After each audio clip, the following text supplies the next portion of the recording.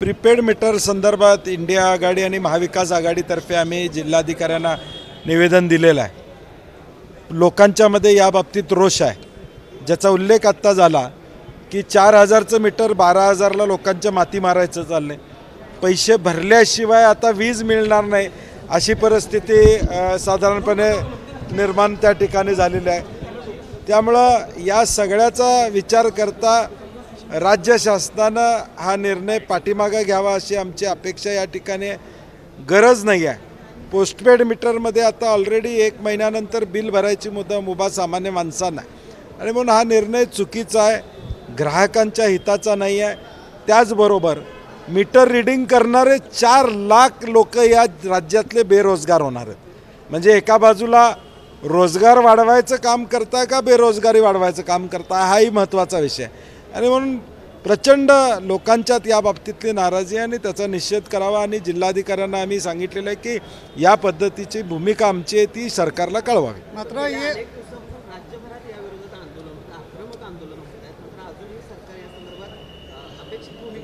शक्तीपीठ महामार्ग असू दे किंवा प्रीपेड मीटर असू दे, या बाबतीत सरकारची भूमिका ही दुटप्पी आहे। स्पष्टपणे सरकार बोलत नाही।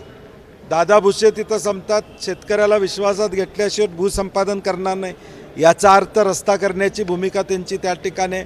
माझी प्रामुख्यानं लोकांना सांगणं आहे की या कोल्हापूर जिल्ह्यातून अनेक महामार्ग गेलेले आहेत, पॅरलल मार्ग या शक्तीपीठसाठी आहेत आणि एवढीच जर काळजी शक्तीपीठांची असेल तर मला वाटते प्रत्येक शक्तीपीठाला 5-5 हजार कोटी रुपये द्यावेत या रस्त्याचे।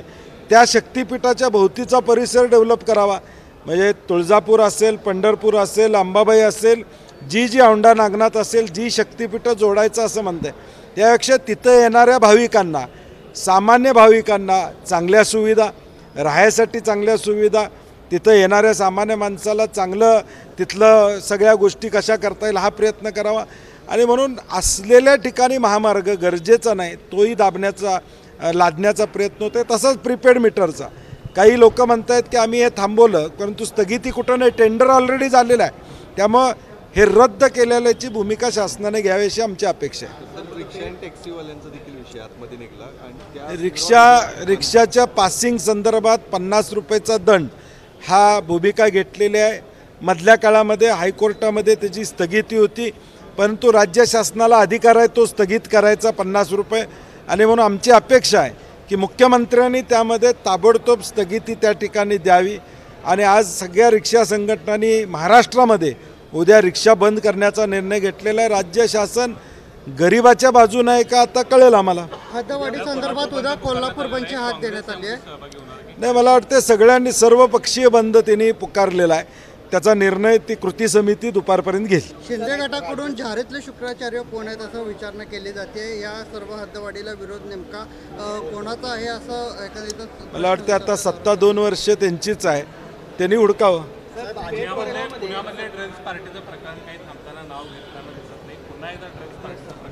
नाही, मला वाटते मधल्या काळात झाल्यानंतर परत प्रशासनामध्ये शिथिलता आली, परत त्याच पद्धतीनं हे चालू आहे अशी परिस्थिती आहे। आता एखाद्या पोर्टवरच कोट्यावधी रुपयाचे ड्रग्ज मिळत असतील आणि त्याची चौकशी होत नसेल तर ह्या सगळ्या गोष्टी प्रशासनाला वाटते आम्हाला कोण विचारणारच नाही। म्हणजे एवढं सगळं होऊन सुद्धा आता पुण्यामध्ये या सगळ्या गोष्टी घडत असतील तर मला वाटते कायदा व सुव्यवस्था आता राहिलेली नाही, हे वास्तव आहे। गुन्हेगारीचा आलेख वाढतानाच दिवसेंदिवस पाहायला मिळते असं वाटतं। नाही, आता क्राईम वाढत चाललेला हे आपण पाहतो। म्हणजे ड्रग्ज हे आता सर्रास जशा पद्धतीनं एखादी पान सुपारी मिळते तशा पद्धतीनं आता ड्रग्ज गल्लीच्या कोपऱ्यावर मिळायला लागलेत, हे महाराष्ट्राचं दुर्दैव आहे। आणि मला वाटते या संदर्भात आम्ही अनेक वरिष्ठ अधिकाऱ्यांना सांगतो की या संदर्भात तुम्ही योग्य ती भूमिका घ्या। कोल्हापूरमध्ये सुद्धा अनेक घटना आता घडत आहेत, म्हणजे आई वडिलांच्यावर अगदी खुनाचा प्रयत्न करण्याचा देखील अशा चर्चा पुढे येताना आपल्याला दिसत आहेत।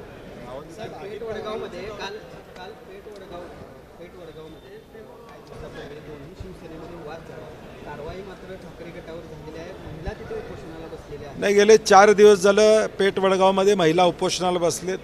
जिल्हा पोलीस प्रमुखांच्याकडून आम्हाला अपेक्षा आहे की दोन्ही बाजू ऐकून घेऊन जे चूक आहेत त्याच्यावर कारवाई झाली पाहिजे। सरकार आपलं आहे म्हणून एकतर्फी कारवाई करणं अभिप्रेत या ठिकाणी नाही। 3 महिन्यानंतर सरकार बदलणार आहे. साहेब काँग्रेस मुख्यालयामध्ये उद्या आहे मात्र जीएसटी कौन्सिलच्या मिटिंगला दोन्ही वर्ष अजित पवार गैरहजर आहेत. महाराष्ट्रामध्ये जीएसटी एवढा मोठा वाटा महाराष्ट्रात असताना नाही, आता का त्यांनी उपस्थित राहणं अपेक्षित आहे.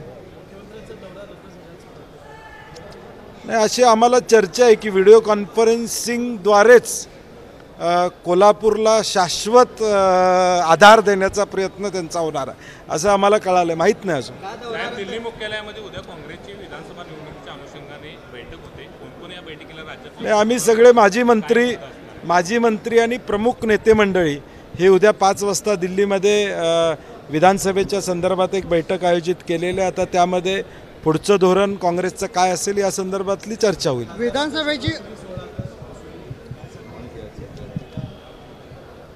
नाही, आता त्यांच्या नियमाप्रमाणे आता शपथविधी सोहळा चालू झालेला आहे सगळ्यांच खासदारांचा.